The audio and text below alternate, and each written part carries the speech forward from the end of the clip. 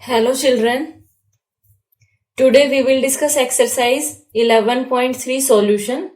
Exercise 11.1 and 11.2 we have already discussed, and properties of quadrilateral that is also discussed.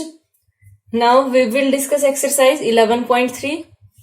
अब इसको start करने से पहले ये देखिए, ये वाला आपको पता होना चाहिए. Quadrilateral, a closed figure which have four sides, that is known as quadrilaterals. Quadrilaterals को हमने डिवाइड किया है. जो मेन है वो हम इसमें देखेंगे ट्रेपीजियम. एक साइड में हमने ट्रेपीजियम लिया और दूसरी साइड में काइट लिया. ट्रेपीजियम में देखिए आइसोसीलस ट्रेपीजियम. आइसोसीलस ट्रेपीजियम क्या होता है? ट्रेपीजियम क्या होता है? जिसमें एक पेयर पैरेलल लाइन होती है. ये ट्रेपीजियम है, इसमें ये पैरेलल लाइन है दोनों और ये पैरेलल नहीं है, तो इसको ट्रेपीजियम बोलते हैं. इसमें नेक्स्ट है हमारे पास कि आइसोसीलस ट्रेपीजियम क्या होता है. आइसोसीलस ट्रेपीजियम और पैरेललोग्राम में हमने आगे डिवाइड किया.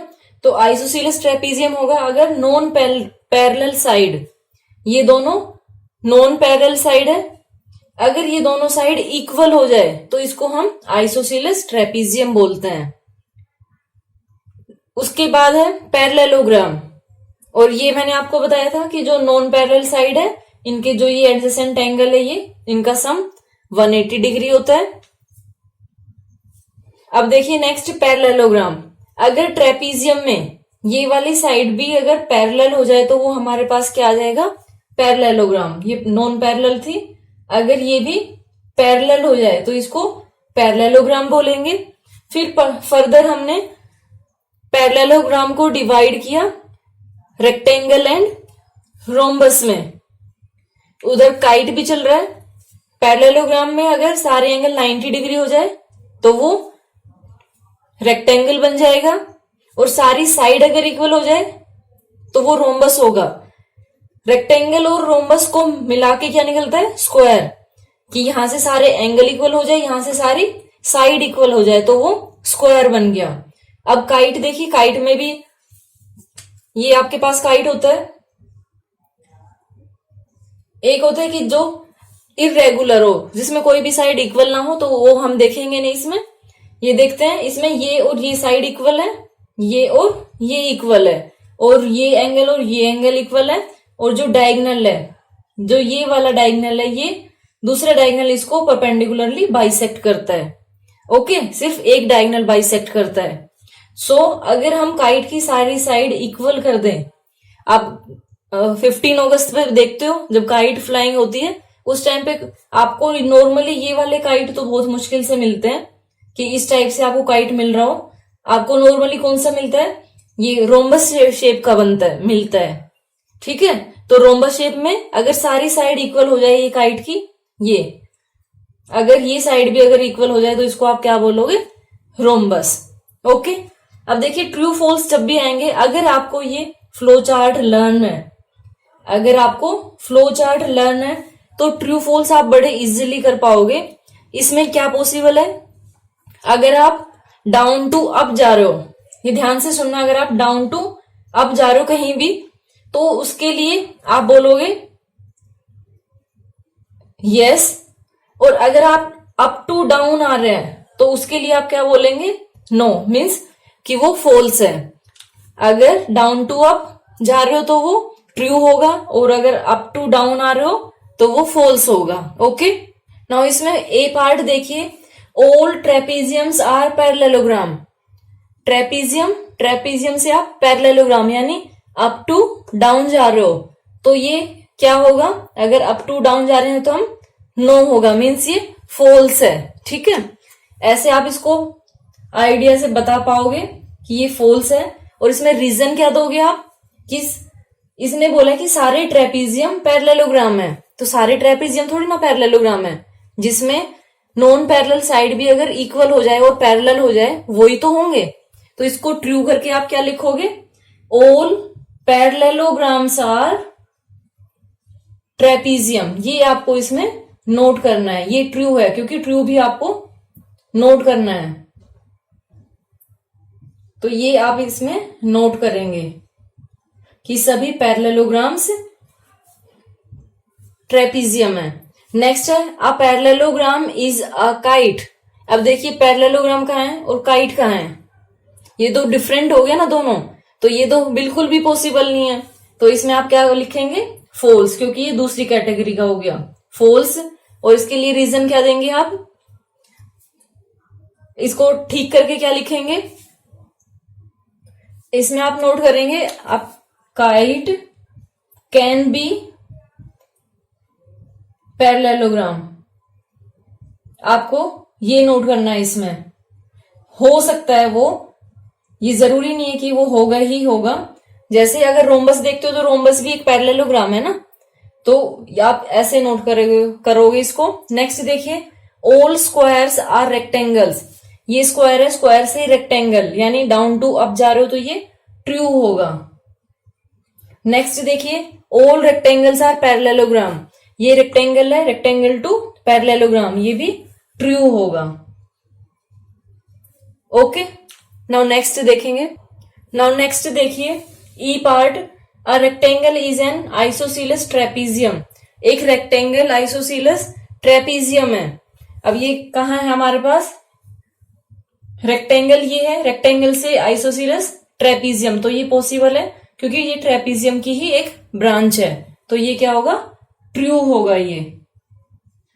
नाउ नेक्स्ट देखिए all squares are not parallelogram, ये स्क्वायर है, ये parallelogram, all square are not parallelogram, ये स्क्वायर से पैरेललोग्राम है, तो यस होगा। लेकिन इसमें क्या है, नोट, आपने ये ध्यान देना है, आप लोग इसको भूल जाओगे तो ये क्या हो गया, फॉल्स। और इसका ट्रू का क्या होगा, ऑल स्क्वायर्स आर, नोट को हटा देंगे बस हम, आर पैरेललोग्राम, बस। उसके बाद है all rhombuses are squares, all rhombuses are square, तो ये तो रॉन्ग हो गया ना, ऑल स्क्वायर आर रोम्बस ये लिखना था आपको, तो ये फॉल्स। यहां पे नोट करेंगे आप, all squares are rhombus.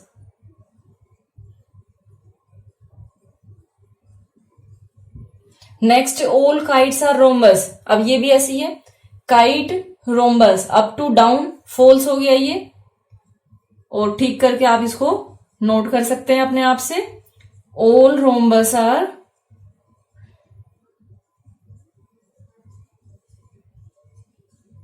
Kite, ये ऐसे नोट करना था। ओके, आई होप ये आपको समझ आए हो। Now question number 2, name the quadrilaterals which have the following properties, आपको बताना है कि कौन सा क्वाड्रिलैटरल है जिनकी ये प्रॉपर्टीज है।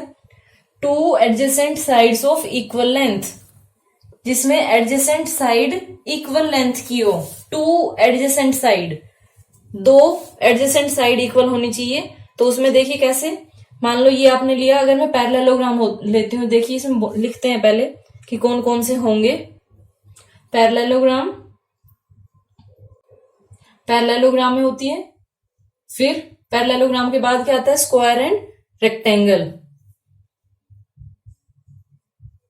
Square rectangle. अगर आप पैरेललोग्राम लेते हो ये, तो अगर हम ये साइड लेते हो, मान लो ए बी सी डी, अगर ए डी साइड लेते हैं हम, तो इसके एडजेसेंट साइड कौन सी होगी, A B and D C, तो ये दोनों साइड इक्वल होती है, ऐसी रेक्टेंगल में और ऐसे ही स्क्वायर में। और इसमें रोम्बस भी लेना है फिर, क्योंकि रोम्बस में भी सेम होता है, रोम्बस में भी ऐसे ही होती है, एडजेसेंट साइड इक्वल। जो मैंने आपको पहले बोला था वो थोड़ा सा ध्यान से देखिए कि रोम्बस में ये सारी साइड इक्वल रहेगी, तो कोई भी एक साइड ले लो, तो उसके जो साइड में साइड रहेगी, मान लो ये ली, तो ये और ये दोनों इक्वल है, तो इसमें rhombus, rectangle, parallelogram and square. Next है अपोजिट एंगल्स आर इक्वल। अब देखिए अपोजिट एंगल इक्वल किसमें होते हैं, पैरेललोग्राम में, और पैरेललोग्राम के अंडर ही क्या आते हैं, रेक्टेंगल, स्क्वायर, रोम्बस। तो इसमें आप क्या लेंगे, पहले पैरेललोग्राम, पैरेललोग्राम को अब आगे आप डिवाइड करते हो वो सारे ले लो, रेक्टेंगल, स्क्वायर एंड रोम्बस। ठीक है, ये लोगे। उसके बाद है एडजेसेंट साइड्स आर इक्वल, जिसमें एडजेसेंट साइड इक्वल हो। एडजेसेंट साइड्स आर इक्वल, इसमें 2 नहीं बोला इसमें। अब देखिए, एक बार आंसर देखती हूं मैं इसका। देखिए आपकी बुक में आंसर ये गलत दिया हुआ है। इसमें पैरेललोग्राम, स्क्वायर, रेक्टेंगल दिया है, रोम्बस नहीं दिया है। अगर स्क्वायर है तो रोम्बस भी आना चाहिए। ठीक है, या तो ये आंसर गलत है या फिर ये गलत है। एडजेसेंट साइड्स आर इक्वल, कि एडजेसेंट साइड इक्वल हो। अगर इसमें 2 एडजेसेंट साइड के लिए बोला गया है कि 2 एडजेसेंट साइड इक्वल हो, तो उसके लिए इसमें स्क्वायर और रोम्बस नहीं आना चाहिए। मेरे हिसाब से ये है ये। ओके, मेरे हिसाब से ये होना चाहिए इसमें। और एडजेसेंट साइड्स आर इक्वल बोला है तो हम सारी साइड लेंगे इसमें। तो इसमें ये आपके पास क्या आएगा फिर, स्क्वायर एंड रोम्बस, जिसमें सारी साइड इक्वल हो, इसमें आप वो लोगे। ओके, अब नेक्स्ट देखिए, ईच एंगल ऑफ 90 डिग्री, जिसमें सारे एंगल 90 डिग्री हो। तो ऐसे आपके पास रेक्टेंगल और स्क्वायर होते हैं, स्क्वायर, रेक्टेंगल। ये वाला क्वेश्चन प्लीज कंफर्म करिए अपने टीचर से। मेरे हिसाब से ये है, और फिर मुझे कमेंट सेक्शन में बताइए जरूर। Adjacent angles are supplementary, adjacent angle जिसमें सप्लीमेंट्री हो। तो सप्लीमेंट्री किसमें होता है, एडजेसेंट एंगल। सबसे पहले तो हम पैरेललोग्राम लेते हैं, पैरेललोग्राम के अंडर जो आएगा फिर वो देखेंगे। पैरेललोग्राम, देन रेक्टेंगल, रेक्टेंगल के बाद फिर rhombus and square. Next, diagonals bisect at right angle. अगर डायगोनल्स को आप बाइसेक्ट करते हो राइट एंगल पे, राइट एंगल पे किसके करते हैं, जिसकी इक्वल साइड होती है और एक काइट। तो इसमें काइट राइट एंगल पे करते हैं डायगोनल्स बाइसेक्ट, और उसके बाद जिसकी इक्वल साइड होती है वो रोम्बस एंड स्क्वायर। उसके बाद डायगोनल्स आर इक्वल, जिसमें डायगोनल्स इक्वल होते हैं। तो डायगोनल इक्वल किसमें होंगे, जिसमें 90 डिग्री एंगल होता है। 90 डिग्री एंगल किसमें होगा, स्क्वायर एंड रेक्टेंगल। ये याद रखिए, ये इंपॉर्टेंट है बेटा, ये वाला क्वेश्चन एग्जाम में पूछा जाता है ये। Now next question, quiz is a rectangle, its diagonal meet at O, find a if U G equal to 2a + 4। अब इसमें देखिए जो गिवन है पहले वो नोट कर लेंगे हम। U G equal to 2a + 4 and I Q equal to 3a + 1।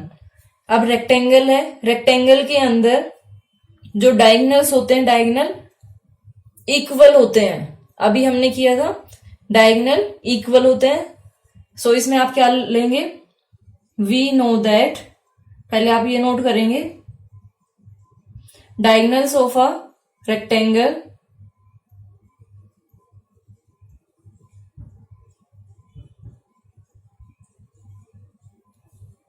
Are equal. So यहां पे आप क्या लिखेंगे, U G equal to I Q, that will be equal to 2a + 4 equal to 3a + 1। यहां ट्रांसपोजिंग करेंगे, 2a - 3a equal to 1 as it is note करना है। 4 को लेके जाएंगे तो ट्रांसपोजिंग करेंगे तो -4, minus a will be equal to -3, minus minus cancel हो गया, a की वैल्यू 3 आ गई। नाउ नेक्स्ट क्वेश्चन देखिए, रेक्टेंगल है ये, रेक्टेंगल में आपको unknown variable a and b की वैल्यू फाइंड आउट करनी है। इसके लिए देखिए सबसे पहले हम a की वैल्यू फाइंड आउट करते हैं। ये एंगल आपको पता है रेक्टेंगल में 90 डिग्री होता है। तो यहां पे आप पहले नोट करोगे, we know that each angle of rectangle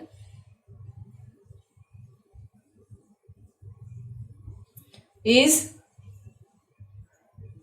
90 degree, ये हमें पता है। उसके बाद हम क्या नोट करेंगे, a plus 59 degree equal to 90 degree, a will be equal to 90 degree minus 59 degree. इसको माइनस करेंगे, 10 माइनस 9 1, 8 माइनस 5 3, 31 डिग्री। ये a की वैल्यू आ गई। अब इसमें देखिए b की वैल्यू कैसे फाइंड आउट करेंगे। रेक्टेंगल के अंदर डायगोनल्स बाइसेक्ट करते हैं एक दूसरे को और डायगोनल इक्वल होते हैं। अगर डायगोनल इक्वल होते हैं और बाइसेक्ट करते हैं एक दूसरे को, तो यहां से देखिए आपके पास क्या आएगा। इधर देखिए, ये मान लो ये 6 सेंटीमीटर है, तो दूसरा भी क्या होगा 6 सेंटीमीटर, क्योंकि डायगोनल इक्वल होते हैं। जब डायगोनल इक्वल रहेंगे तो अगर ये 6 सेंटीमीटर है पूरा, तो ये भी 6 सेंटीमीटर होगा। और बाइसेक्ट करते हैं, बाइसेक्ट मतलब 2 इक्वल पार्ट्स में डिवाइड करते हैं। तो अगर ये 3 है, इसका हाफ करोगे तो ये 3 हो गया, ये 3 हो गया, ये 3 और ये भी 3 हो गया, सारे 3 हो गए ये। और ये साइड अगर इक्वल है तो ये आइसोसीलस ट्रायंगल बन गया, जिसमें 2 है, 2 साइड इक्वल है। इसके अपोजिट एंगल भी क्या रहेंगे, इक्वल रहेंगे। ये समझ आया क्या लिया हमने, कि डायगोनल इक्वल होते हैं। डायगोनल इक्वल है तो ये सारे के सारे इक्वल रहेंगे। अगर सारे इक्वल है तो ये आइसोसीलस ट्रायंगल बन जाएगा। और आइसोसीलस ट्रायंगल में ये एंगल और ये एंगल इक्वल रहेगा। और ये एंगल आपको फाइंड आउट करना है। ये हमें गिवन है 59 डिग्री, ठीक है, ये 59 है। ये 2 साइड पैरेलल है, ये ट्रांसवर्सल है, ये 59 डिग्री है। सॉरी, ये 59 नहीं है तो ए है, ये 31 डिग्री है, ये 31 डिग्री है। और ये वाला 59 डिग्री है। अगर ये 59 है तो ये वाला एंगल भी कितना होगा, 59 डिग्री होगा। मीन्स किसकी बात कर रही हूं मैं, एंगल ये वाला देखिए, अगर ये 59 है तो ये एंगल भी क्या होगा 59 डिग्री। ये दिन मैंने दिखाया आपको, अगर ये 59 है तो ये भी 59 होगा। अब इसमें ट्रायंगल में एंगल सम प्रॉपर्टी लगा देंगे हम, ठीक है। तो इसको सोल्व करेंगे। सबसे पहले इसमें हम नोट करेंगे, we know that diagonals of a rectangle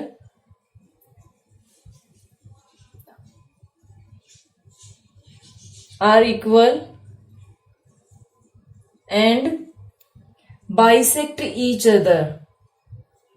bisect भी करते हैं एक दूसरे को। इसमें अब क्या होगा वो हम नोट कर देते हैं। U W will be equal to U Y equal to U X equal to U G. Okay, ये इक्वल हो गया। एंड इन ट्राइंगल, अब हम ट्राइंगल लेंगे। इन ट्राइंगल, कौन सी ट्राइंगल है ये, W U G, W U G, U G equal to U W. So triangle W U G is an isosceles triangle. ये आपको नोट करना पड़ेगा, ये आइसोसीलस ट्राइंगल हो गया। Therefore,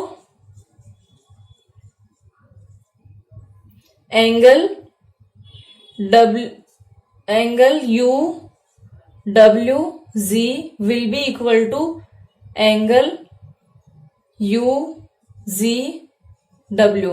ये एंगल और ये एंगल इक्वल होगा, ये मैंने नोट किया इसमें। अब ये यहां से देखते हैं हम, as WX is parallel to ZY and WY is transversal. So angle, कौन सा एंगल, ये वाला एंगल, ये एंगल इक्वल होगा 59 डिग्री के। Angle X Y W will be equal to angle Y W G, that is equal to 59 degree. ये 59 degree आ गया। Okay, now applying angle sum property. अब आप करेंगे now applying angle sum property in triangle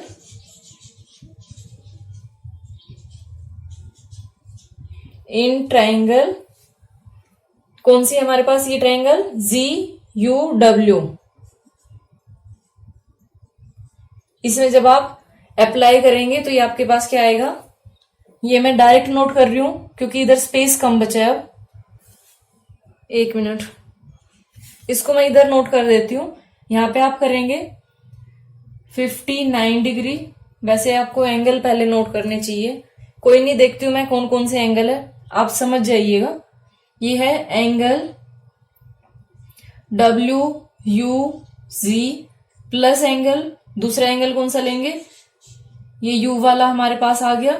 अब हम लेंगे W you W जी, इसमें प्लस करेंगे। तीनों एंगल लेने हैं ना हमें एंगल सम प्रॉपर्टी में, तो आप इसको लाइन में नोट करिए, ठीक है। प्लस एंगल, अब हमें जी लेना है तो U G W, that will be equal to 180 degree. अब इसमें हम वैल्यू पुट कर देंगे 59 डिग्री। ये तो आपको फाइंड आउट करना है। फर्स्ट तो angle W U G plus 59 degree plus 59 degree equal to 180 degree. अब इसको आप अपने आप से सोल्व कर लोगे, I hope. Angle W U G that will be equal to 180 degree minus इन दोनों को आप करेंगे तो ये 118 डिग्री आएगा, that is equal to W U G equal to 62 degree. Question देखिए, आप देखोगे तो इतना लेंथी क्वेश्चन लेंथी जरूर है लेकिन हार्ड नहीं है। जो कॉन्सेप्ट आपको आते हैं वही यूज करके हमने ये फाइंड आउट किया है, ठीक है।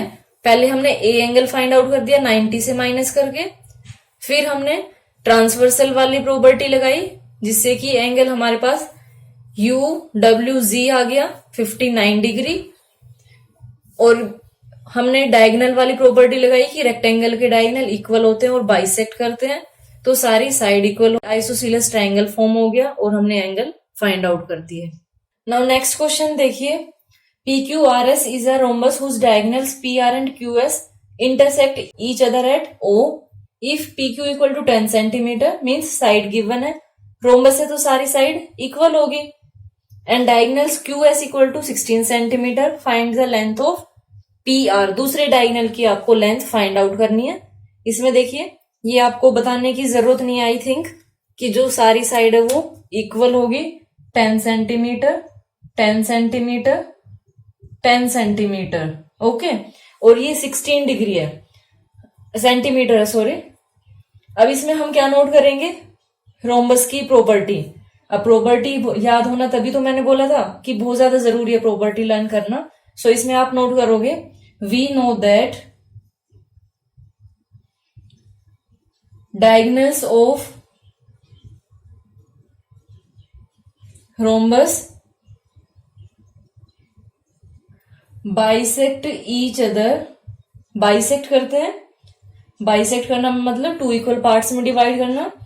ईच अदर बाइसेक्ट तो करते हैं, लेकिन कैसे करते हैं? Bisect each other perpendicularly.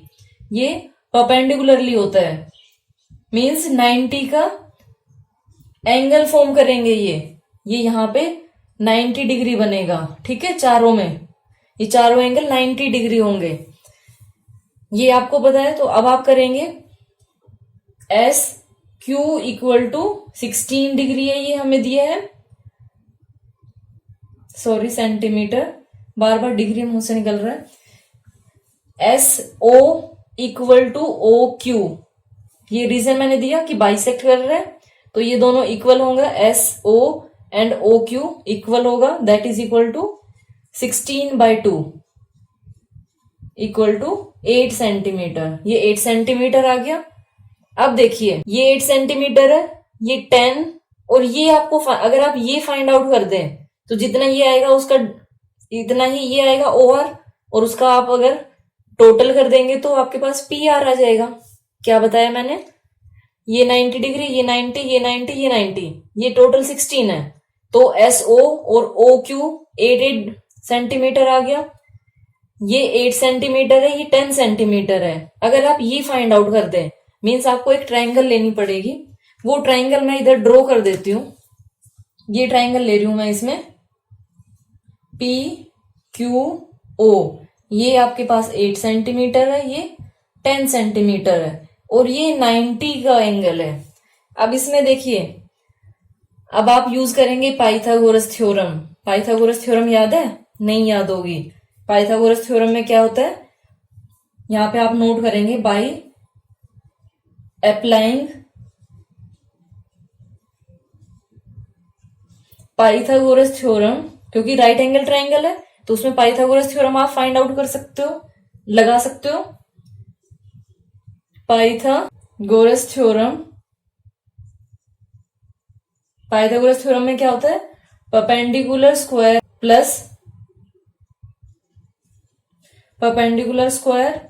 Plus base square equal to hypotenuse square. ये हमारे पास पाइथागोरस थ्योरम है। अब पाइथागोरस थ्योरम में देखिए, एक बार बता देती हूं मैं क्या है, कि अगर कोई भी राइट एंगल ट्राइंगल हो जिसमें 90 एंगल होता है एक, तो जो 90 एंगल है इसके अपोजिट ये हाइपोटेनस होता है, और रिमेनिंग 2 साइड को आप कुछ भी ले सकते हैं। अभी 8th क्लास में, 9th 10th में आपका डिफरेंट हो जाएगा, तब आपको बता देंगे।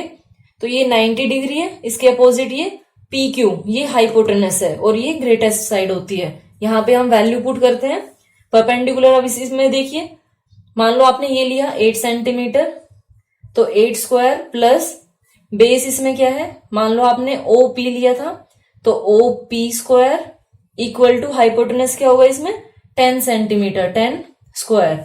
ओ पी स्क्वायर इक्वल टू क्या आएगा, 10 स्क्वायर 100 माइनस 8 स्क्वायर क्या होगा इसमें, चलो इधर पहले इसको सोल्व कर लेते हैं, 64। अब इसको सोल्व करेंगे तो आगे O P square equal to 100 minus 64, that is O P square equal to 36।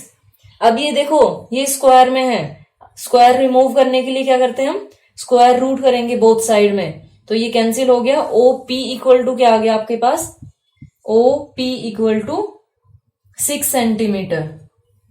OP का अगर आप डबल करोगे तो वो आपके पास पी आर आ जाएगा। उसको आप अपने आप से करिए, इसमें ऐसे कर लेना बाद में, नीचे O P into 2 equal to P R, 2 into 6 that is equal to P R, 12 equal to P R. This is your answer.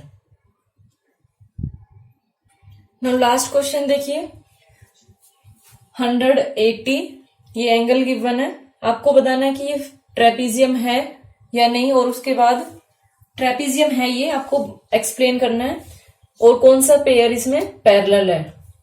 अब देखिए, सबसे पहले आप इसमें अप्लाई करेंगे 100 डिग्री, पहले ये नोट करिए, in trapezium A B C D angle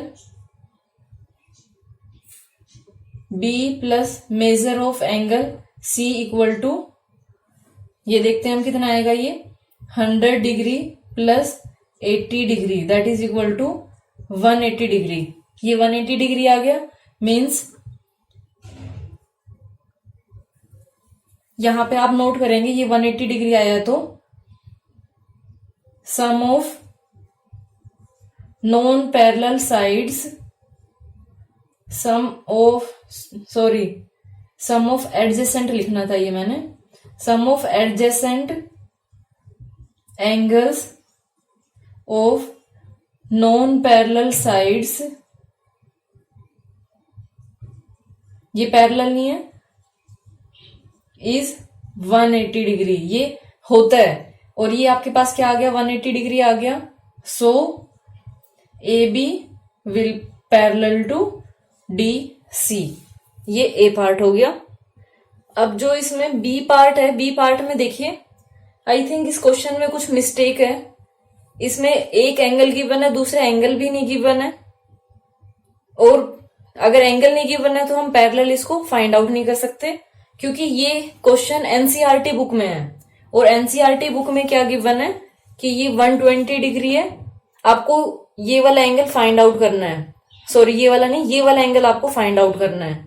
ये आपके पास एनसीईआरटी बुक में है, और वो गिवन है कि A B parallel to C D है, वो ऑलरेडी गिवन है उसमें। ठीक है, एक मिनट रुकिए, मैं आपको दिखाती हूं। ये देखिए, इसमें ये क्वेश्चन है, ये वाला, इसमें क्वेश्चन है in find angle C in figure 3.33 if A B parallel to D C. ये पैरेलल गिवन है दोनों, और ये एंगल 120 डिग्री गिवन है, आपको एंगल सी फाइंड आउट करना है। ठीक है, आई होप आपको ये दिखाई दिया हो। ये क्वेश्चन है इसके अंदर, और आपकी बुक में ये क्वेश्चन मिस्टेक है। ठीक है, तो ये वाला क्वेश्चन मैं नहीं करा रही हूं, इसमें आप देख लीजिए अगर कुछ चेंज कराते हैं तो। अगर मेजर आप बोलते हैं तो मेजर मैं करा सकती हूँ कि अगर ए बी और पैरेलल टू डी सी है, अगर ये वाला ही है ये, तब आप क्या कर सकते हैं, A B parallel to D C है, सो यहां से आप फाइंड आउट कर सकते हैं 120 degree plus angle C will be equal to 180 degree, and angle C will be equal to 180 degree minus 120 degree, that will be equal to 60 degree. ये आप कर सकते हैं, अदरवाइज और दूसरे तरीके से आप इसको नहीं कर पाएंगे। Okay, thank you so much for watching my video and have a great day.